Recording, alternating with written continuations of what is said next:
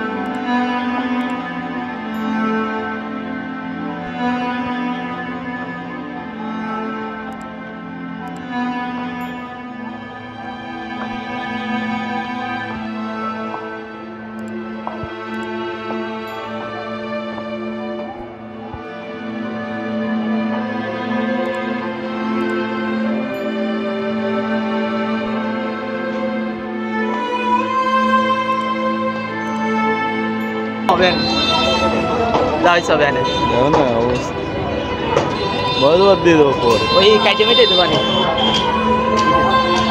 বাথরুমের টাইলস দেওয়া আছে।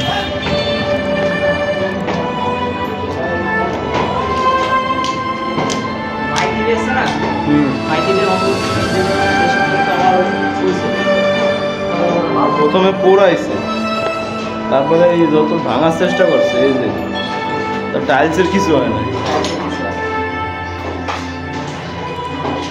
এখন মনে হচ্ছে নতুন, তো কালি করছে পুড়ে দেওয়ার কারণে।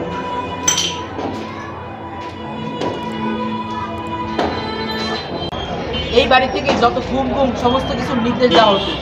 খুলনা শহরে যত অবিচার হতো সব কিছু নির্দেশ আসতো এই বাড়ি থেকে। এই বাড়ি ছিল রাতে মাফিয়াদের পরিকল্পনার একটি অংশ।